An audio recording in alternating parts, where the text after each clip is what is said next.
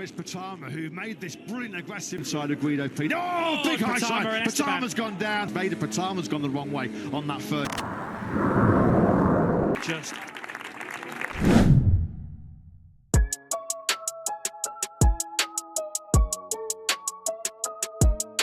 6 seri pertama Moto3 2026 benar-benar mengubah cara paddock memandang Veda Ega Pratama.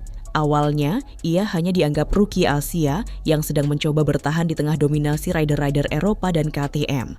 Tapi setelah Thailand, Brazil, Chota, Jerez, Le Mans, hingga Catalunya, ceritanya berubah total. Karena sedikit demi sedikit Veda mulai menunjukkan bahwa ia bukan cuma cepat, tapi mulai paham cara bertarung di Moto3.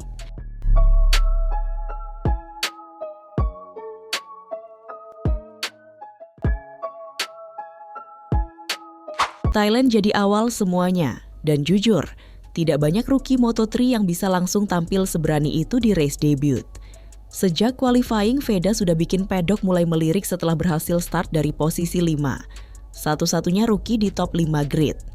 Namun yang membuat debutnya terasa spesial bukan cuma posisi start, tapi cara dia bertarung saat race. Di Buriram, Veda langsung masuk ke grup panas bersama Alvaro Carpe, Adrian Fernandez, dan Valentin Perone. Bahkan ketika duel slipstream mulai kacau di lap-lap akhir, Veda tetap tenang, tidak overpush, tidak gugup, dan tetap menjaga racing line dengan rapi. Sementara di depan David Almanza dan Maximo Giles bertarung untuk kemenangan, Veda justru sibuk mempertahankan dirinya di grup pengejar. Hasil akhirnya, finish P5 di race debut Moto3. Komentator pun tidak henti-hentinya menyebut nama rider Indonesia itu. Momen bahagia tersebut disambut para kru di paddock Honda sambil tak percaya. Dan sejak momen itu orang mulai sadar, adaptasi Veda ternyata jauh lebih cepat dari dugaan banyak orang.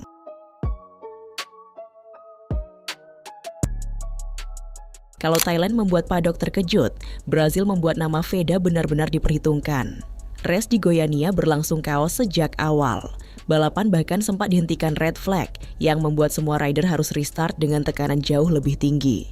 Dan di situasi seperti itu, rookie biasanya gampang kehilangan fokus, tapi Veda justru tampil makin tenang.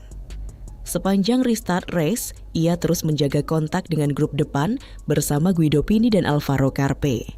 Lalu memasuki lap terakhir, momen terbesar itu datang. Carpe mencoba mengamankan racing line terakhir, tapi Veda tidak buru-buru menyerang. Ia menunggu slipstream, menunggu braking zone terakhir, dan tepat di tikungan penutup Veda melakukan late braking dari sisi dalam. Dan langsung memutus peluang Carpe melakukan counter attack.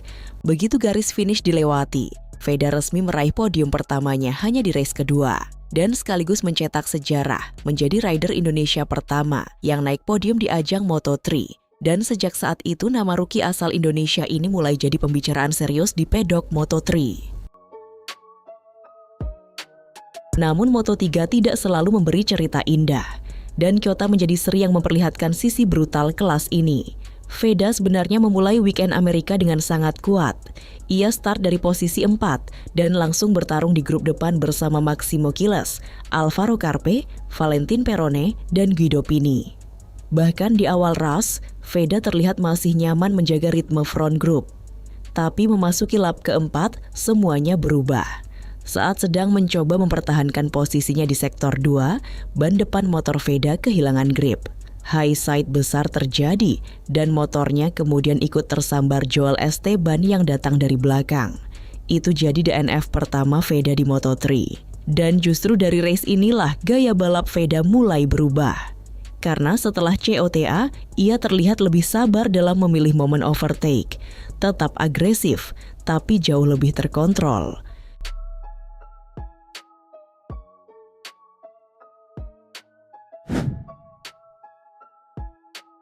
Perubahan itu mulai terlihat jelas di Jerez. Setelah sesi qualifying yang sulit, Veda harus start dari posisi 17, situasi yang sangat berbahaya di Moto3. Karena grup tengah biasanya jadi tempat paling kaotik, kontak, slipstream, dan kehilangan momentum bisa terjadi kapan saja.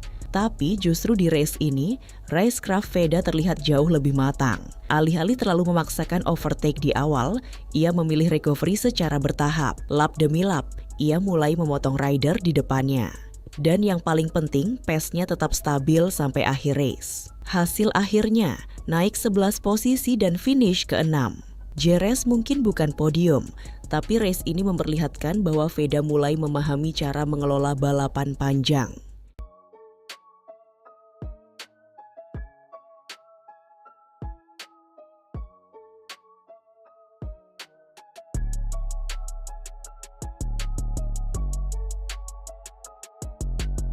Kalau Jerez menunjukkan recovery pace, di Le Mans menunjukkan ketenangan mental. Balapan berlangsung dalam kondisi wet race yang sangat sulit diprediksi. Grip berubah terus, banyak rider mulai kehilangan kontrol. Dan Veda sendiri sempat tercecer sampai posisi 14 di awal race. Tapi menariknya, ia tidak panik. Sementara rider lain mulai kesulitan menjaga grip, Veda justru perlahan recovery. Masuk top 10. Naik lagi ke grup depan, dan terus menjaga ritme sampai akhir race. Hasil akhirnya finish posisi 4. Bahkan performa comeback dari P14 ke P4 membuat Honda Tim Asia mulai menjulukinya Boeing 954. Dan disinilah banyak orang mulai sadar. Veda ternyata sangat tenang saat balapan berubah dramatis.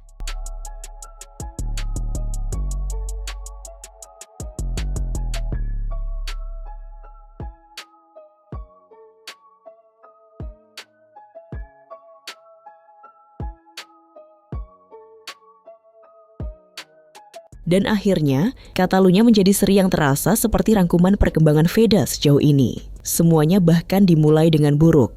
Di free practice, Veda kesulitan mendapatkan pace terbaik. Ia gagal masuk Q2 dan harus start dari posisi 20. Di Moto3, itu hampir selalu jadi mimpi buruk, karena grup belakang sangat padat, agresif, dan mudah membuat rider kehilangan momentum. Tapi begitu race dimulai, Veda tampil sangat berbeda. Ia tetap agresif, namun jauh lebih clean dibanding awal musim. Lap demi lap, ia mulai memotong rider di depannya. Dan saat banyak rider mulai kehilangan pace di pertengahan race, Veda justru tetap konsisten. Di tengah dominasi rider KTM seperti Alvaro Carpe dan Brian Uriarte, Hakim Danish, Maximo Quiles dan rider lainnya, Veda perlahan menembus grup poin. Hasil akhirnya, naik 12 posisi dan finish P8. Catalunya memang bukan podium, tapi justru race ini menunjukkan perkembangan paling lengkap dari Veda. Kamera sempat mengabadikan momen unik usai race. Veda tertangkap kamera saat sesi podium. Sontak membuat komentator meledeknya. Karena sekarang, ia bukan cuma cepat. Ia mulai mengerti cara mengendalikan balapan.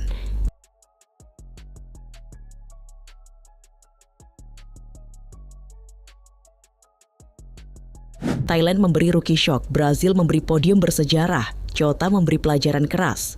Jerez menunjukkan recovery, Le Mans memperlihatkan ketenangan, dan Catalunya membuktikan perkembangan mentalnya.